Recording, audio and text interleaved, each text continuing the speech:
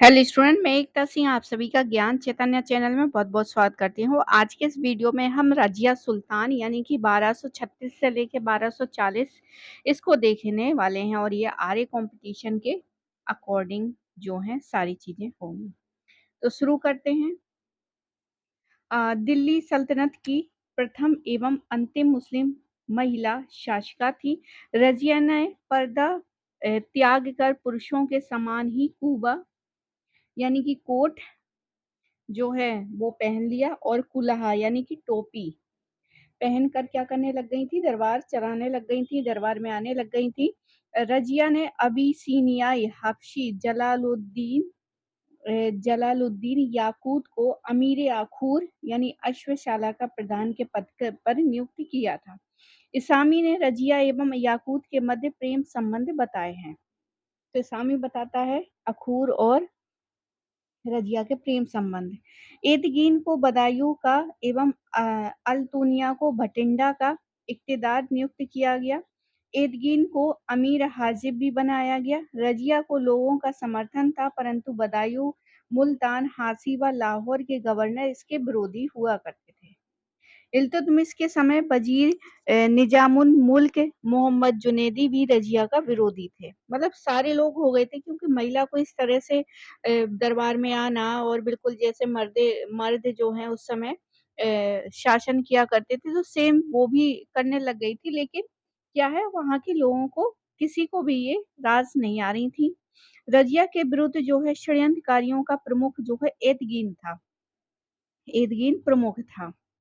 अब यहाँ पर अन्य विरोधियों में मलिक मलिक अन्य विरोधियों में कौन था? मलिक अलाउद्दीन जानी था, कबीर अयाज खां था और मलिक एजुद्दीन सलारी एवं मलिक सफुद्दीन कीचू भी थे। ये मतलब इसमें षड्यंत्र करते हैं कि इसको पद से हटा दिया जाए। रजिया के विरुद्ध जो है पहला विद्रोह लाहौर के गवर्नर कबीर अयज खां ने किया। तो अयज खां ने सबसे पहले विद्रोह किया था लाहौर के। और यहाँ पर अब रजिया को बनाया किसने था? तो ये दिल्ली की जो है शुक्रवार के उसमें जो पहुँच जाती हैं और लाल कपड़े पहन के और जनता से न्याय माँगती हैं, तो दिल्ली की जनता ने ही जो है इनको शासिका नियुक्त किया था। तो शिया एवं सुन्नी के बीच झगड़े जजिया के समय हुए। जजिया के समय से सुल्तान व तुर्की अमीरों के बीच संघर्ष शुरुआत हुई, जो बलबन की सत्तारूढ़ होने तक जारी रहे। 1238 में ख्वारिज्म के शाह के सूबेदार हसन मलिक हसन करलूग ने मंगोलों के विरुद्ध जो है रजिया से सहायता मांगी। रजिया ने उससे सहानुभूति प्रकट करते हुए बरन यानी कि बुलंदशहर की आय देने का क्या किया? उन्होंने वादा किया, किंतु सैनिक सहायता नहीं दी। आय देने का वादा किया बरन ने, लेकिन सैनिक सहायता नहीं दी। इसके अलावा अल्तुनिया ने विद्रोह कर दिया और अमीरों ने रजिया के भाई बहराम शाह को गद्दी पर बैठा दिया। रजिया ने अल्तुनिया से विवाह कर चतुराई से उसे अपनी ओर मिला लिया, किंतु रजिया जो है बहराम शाह से पराजित हुई एवं मार्गों में डाकुओं ने रजिया एवं अल्तुनिया की जो है अक्टूबर 1240 में कैथल के पास क्या कर दी? हत्या कर दी। तो ऐसे जो है रजिया सुल्तान, एक कहावत है ना, रजिया जो है गुंडों से घिर गई। इस तरह से कहावत जो होती है वो यहीं से शुरू होती है, क्योंकि वो चारों तरफ से जो है वो अपने विद्रोहों से ही जो है पराजित हो जाती है। हबीबुल्लाह के अनुसार रजिया के पतन तुर्क सैनिक अभिजात वर्ग की विजय थी। इतिहासकार रजिया की सफलता के कारण गुलाम सरदारों की महत्वाकांक्षा एवं रजिया की महिला होना बताते हैं। तो रजिया की असफलता का कारण जो गुलाम सरदार है वो उसकी महत्वाकांक्षा और महिला होना बताते हैं। इस्लामी सलाह देता है कि रजिया को सिंहासन पर बैठने के बजाय चरखा संभालना चाहिए। तो इस्लामी ऐसा कहते हैं कि भाई अब उस समय जो जैसी मानसिकता होगी लोगों की, तो उसी तरह से तो लोग बोलेंगे। तो उस समय इस तरह से उनको बोला। मिन्हाजुद्दीन सिराज के अनुसार रजिया ने सभी बादशाही गुण विद्यमान थे, किंतु उनके महिला होने के कारण ये सब गुण क्या हो गए? बेकार के बेकार हो गए। रजिया ने मुहज्जब उद्दीन को वजीर नियुक्त किया। तो रजिया ने मुहज्जब उद्दीन को वजीर नियुक्त किया। रजिया ने अपने सिखों पर उमदत उल निस्वा का विरुद्ध धारण किया था। रजिया ने बलबन को अमीर शिकार का पद भी दिया था। अब यहाँ पर कुछ मिनहाज मिन मुइनुद्दीन बहराम शाह को देख लेते हैं, जिसका समय 1240 से लेकर 1242 तक रहता है, 2 साल तक ही बनते हैं। बहराम शाह ने आराम शाह ने नायब ए मुला मुमल मुमलकत के पद का सृजन किया।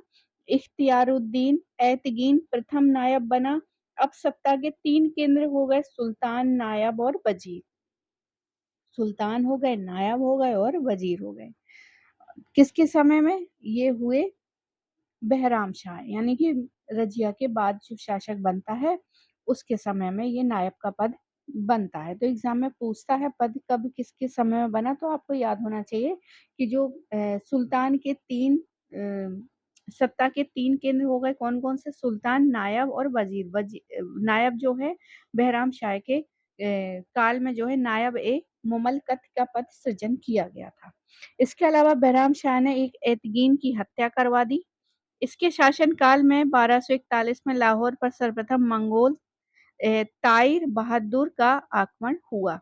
मंगोल आक्रमण से सल्तनत की सीमा सिंधु नदी से घटकर व्यास नदी तक क्या हो गई? सिमट गई।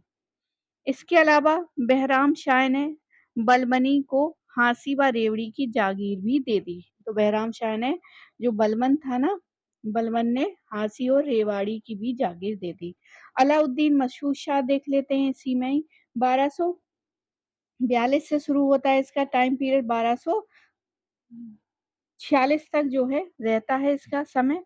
यह रुकनुद्दीन फिरोज शाह का पुत्र था, अलाउद्दीन मसूद शाह। इसने सारी शक्तियां जो है 40 को सौंप दी। जो 40 का दुर्ग था, 40 के दुर्ग में जो है बलबन भी शामिल था और एकमात्र सुल्तान था जिसने पूरी शक्ति जो है 40 के दुर्गों, मतलब जो 40 सदस्य थे उनको सौंप दी थी। उसने बलबन को अमीर हाजिब को नियुक्त किया, अमीर हाजिब। अलाउद्दीन मसूद शाह के सिक्कों पर सर्वप्रथम बगदाद के अंतिम अब्बासी खलीफा अल मुस्तसीम बिल्लाह अबू अहमद अबूदुल्ला बिन अल मुस्तनासिर का नाम जो है अंकित हुआ था। इनके समय में मलिक इजुद्दीन किशलू खान ने स्वयं को सुल्तान घोषित कर महलों पर अधिकार कर लिया। बाद में इसे नागौर की एकता देकर संतुष्ट किया गया। नसरुद्दीन महमूद देखते हैं, इनका टाइम पीरियड उसके बाद स्टार्ट होता है 1246 से लेके 1265 ईस्वी तक।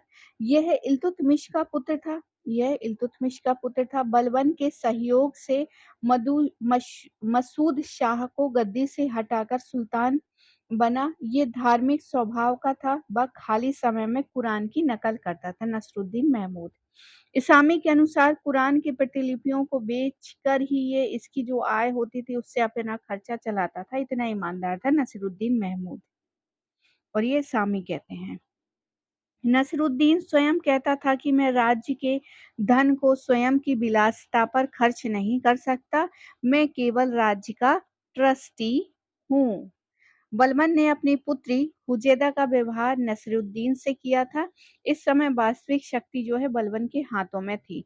दिल्ली सल्तनत का एकमात्र सुल्तान नसीरुद्दीन महमूद था, जिसकी केवल एक पत्नी बलबन की पुत्री थी।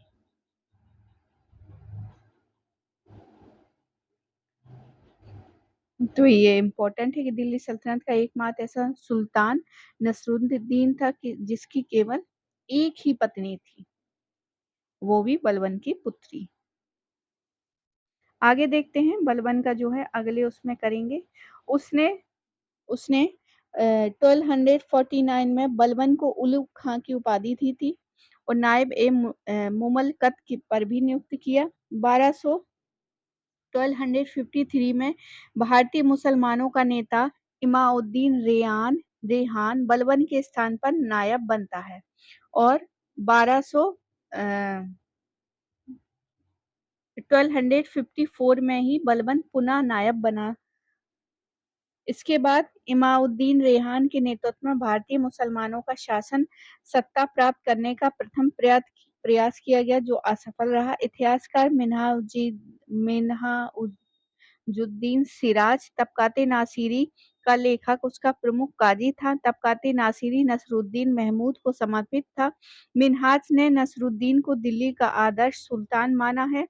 नसरुद्दीन अपनी साधारण आदतों का कारण दरवेश राजा के नाम से जाना जाता है। 1265 में नसरुद्दीन की मृत्यु के बाद स्वयं बलबन ही यहाँ पर शासन करने लगता है। तो आई होप आपको ये वीडियो पसंद आया होगा। पसंद आया तो प्लीज़ लाइक करें, शेयर करें और आप मुझे अनअकैडमी पर भी फ़ॉलो करें। अगर किसी को भी यूजीसी नेट का जो पूरा बैच है, तो अगर उसको लेना है तो आप जो है ये कोड लगा सकते हैं। ये कोट लगाएँगे तो आपको 1 साल का जो है मात्र 1000 रुपए में, मात्र 1000 रुपए के जैसे ट्यूशन फीस होती है ना, तो वैसे ही आपको देना होगा 2 साल के लिए 24 महीनों के लिए आपको वहाँ पर सारे जितने भी एजुकेटर हों, चाहे वो फर्स्ट पेपर हो या फिर हिस्ट्री हो, आपको वहाँ पे बहुत सारे टीचर मिल जाएँगे। तो आपका जो है नेट होना बिल्कुल तय हो जाएगा। तो जिसको भी जॉइन करना है वो कृपया ये वाला कोड लगा के वहाँ पर जॉइन कर सकता है और बहुत फ़ायदेमंद होगा। ऐसा नहीं है बहुत ज़्यादा फ़ीस 1 महीने में 1000 रुपए वो तो ट्यूशन में भी लगती है या और कोचिंग में तो उससे भी ज़्यादा लगती है और अलग से रहते हैं उसका अलग, तो ये आप कर सकते हैं और पूरा वीडियो देखने के लिए आप सभी का बहुत-बहुत धन्यवाद। मिलते हैं अगली वीडियो में।